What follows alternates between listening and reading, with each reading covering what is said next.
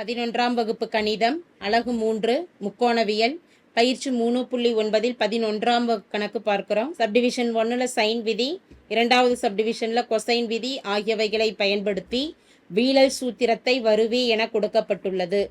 தீர்வுல முதல் சப்டிவிஷன்ல சைன் விதியை பயன்படுத்தி வீழல் சூத்திரத்தை கொண்டு வரது எப்படின்னு பார்க்கலாம். சப்டிவிஷன் 1 சைன் விதியை முதல்ல எழுதிடலாம். சைன் விதி a by sin a equal to b by sin b equal to c by sin c equal to மதிப்பு 2rக்கு சமம். இதில் a equal to தனித்தனியாக 2rக்கு சமப்படுத்தும் பொழுது a equal to 2r sin aவிற்கு சமம்.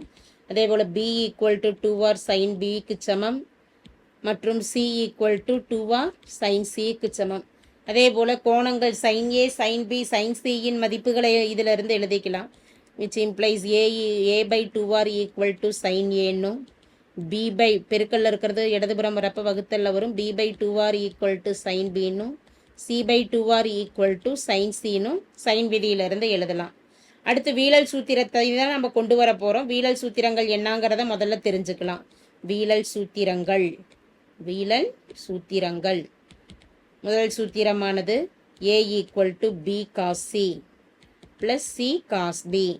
இரண்டாவது ஒன்று b equal to c cos a plus a cos c. மூன்றாவது ஒன்று c equal to மதிப்பானது a cos b plus b cos a. வீழல் சூத்திரத்தில் முதல் சூத்திரத்தை எடுத்துக்கலாம். முதல் சூத்திரமானது a equal to b cos c plus c cos b. c cos b என கொடுக்கப்பட்டுள்ளது. இதை நிறுவுறதுக்கு வலதுபுற மதிப்பு எடுத்துட்டு இடதுபுறம் கொண்டு வந்துடலாம். RHS மதிப்பு எடுக்கிறோம். b cos c plus c cos bங்கிறத எடுக்கிறோம். இதில் சைன் சூத்திரத்தை பயன்படுத்துகிறப்ப bயின் மதிப்பிற்கு பதிலாக 2r sin b cos cன்னு எழுதலாம். ப்ளஸ் சிக்கு பதிலாக 2r sin c cos bன்னு கொடுக்கலாம். இரண்டு மதிப்புகளையும் ஒரு 2r பொதுவாக இருக்குது, அதை வெளியில் எடுத்துடுறோம்.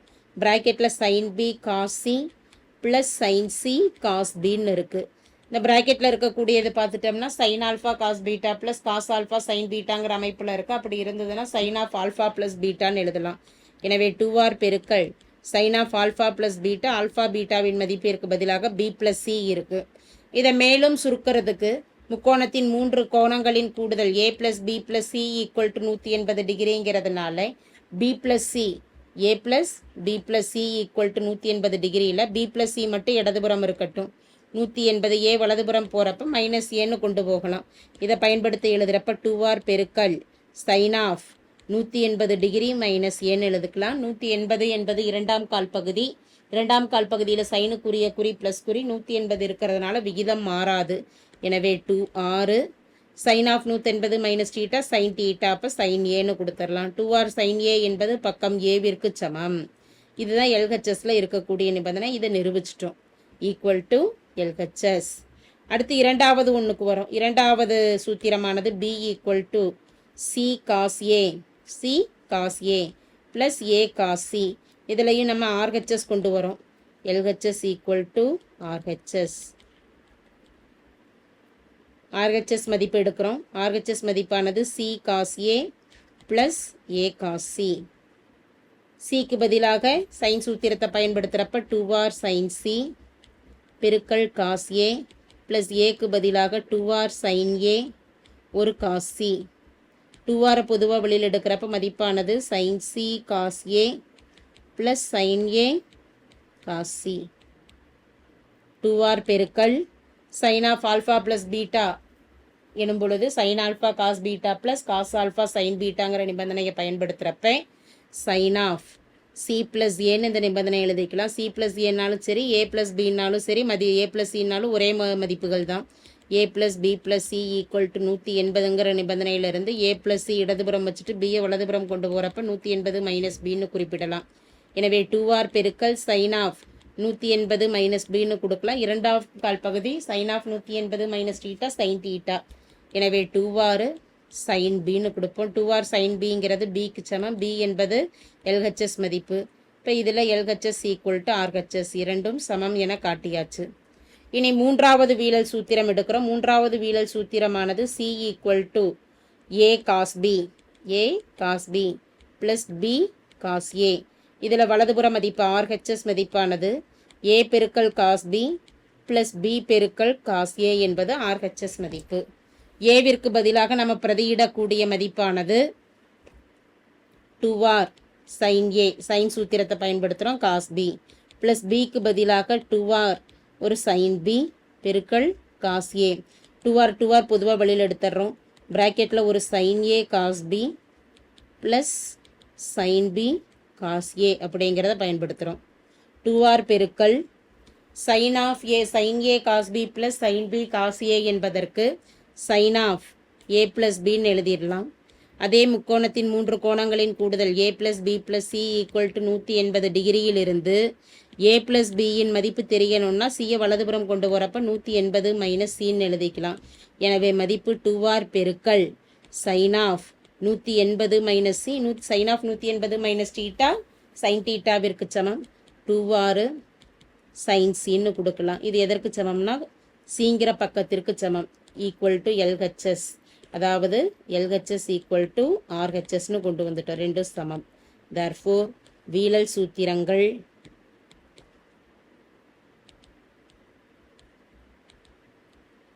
சைன் விதியை பயன்படுத்தி நிரூபிக்கப்பட்டது. சைன் விதியை பயன்படுத்தி நிரூபிக்கப்பட்டது. அடுத்து கொசைன் விதியை எழுதுவோம். இரண்டாவது சப்டிவிஷனில் கொசைன் விதியை பயன்படுத்தி நிறுவனம். கொசைன் விதியானது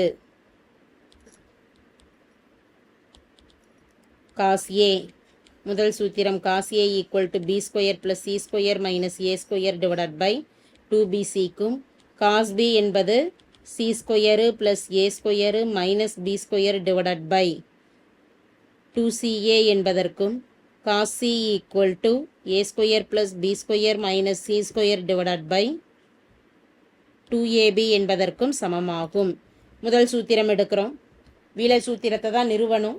வீழல் சூத்திரத்தின் முதல் சூத்திரமானது A equal to B cos C plus C cos B அப்படிங்கிற சூத்திரத்தை எடுத்துட்டு இங்கேயும் ஆர்ஹெச்எஸ் எடுத்துட்டு தான் எல்ஹெச்எஸ் கொண்டு வர போகிறோம். ஆர்ஹெச்எஸ் மதிப்பானது B cos C plus C cos பின்னு இருக்குது.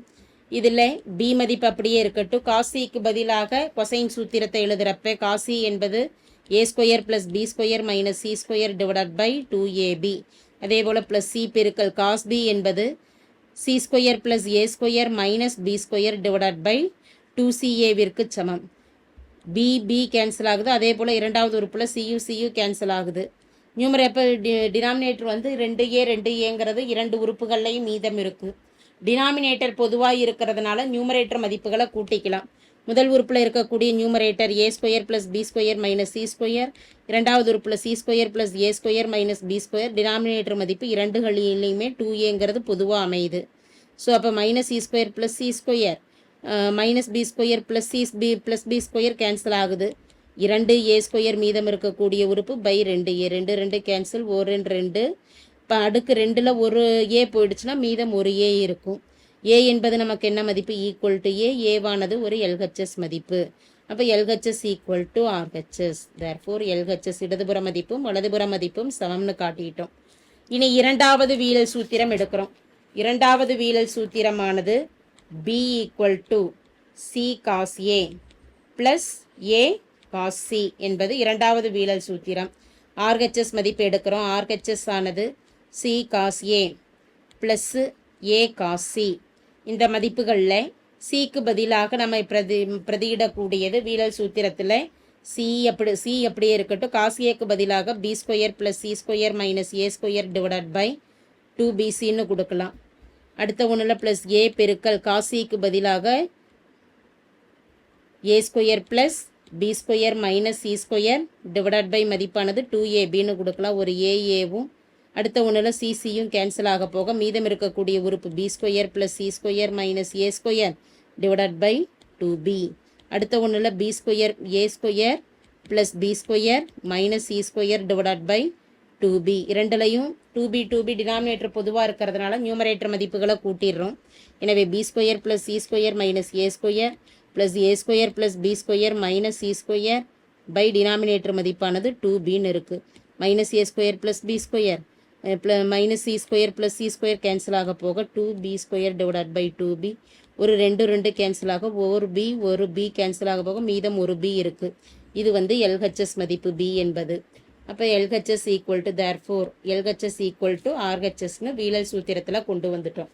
அடுத்து மூன்றாவது வீழல் சூத்திரமானது C equal to A cos B plus B cos Aன்னு நிறுவனம். RHS எடுக்கிறோம். RHS ஆனது A cos B plus B cos A. RHS மதிப்பு எடுத்துடுறோம். இதில் A cos A மதிப்புக்கு அப்படியே இருக்கட்டும். cos Bக்கு பதிலாக கொசைன் சூத்திரமானது C square plus A square minus B square divided by 2CA. Bக்கு பதிலாக மதிப்பானது B அப்படியே எழுதிடும். cos Aக்கு பதிலாக B square plus C square minus A square divided by மதிப்பு ஒரு 2BC. AA கேன்சல் ஆகுது. அடுத்த ஒன்றில் BB கேன்சல் ஆக போக C square plus A square minus B square divided by 2C. B square plus C square minus A square divided by 2C. மதிப்புகளில் C square plus A square minus BC B square denominator மதிப்புகள் பொதுவாக இருக்கிறப்ப நியூமரேட்டர்களை கூட்டிடுறோம். Plus B square plus C square minus A square divided by ஒரு 2C. Minus B square plus B square plus A square minus A square cancel ஆக போக மீதம் இருக்கக்கூடிய உறுப்புகள் 2C ஸ்கொயர் பை 2C. ஒரு 2 ஒரு C கேன்சல் ஆக போக C என்பது LHS மதிப்பு. LHS ஈக்குவல் டு RHSன்னு கொண்டு வந்துட்டோம். கொசைன் சூத்திரத்தை பயன்படுத்தி வீழல் சூத்திரத்தை நிரூபிச்சிருக்கிறோம். தேர்ஃபோர் வீழல் சூத்திரங்கள்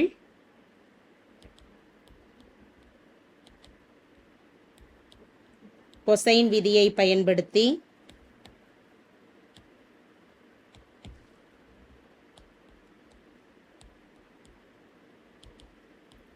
நிரூபிக்கப்பட்டது. தேங்க்யூ.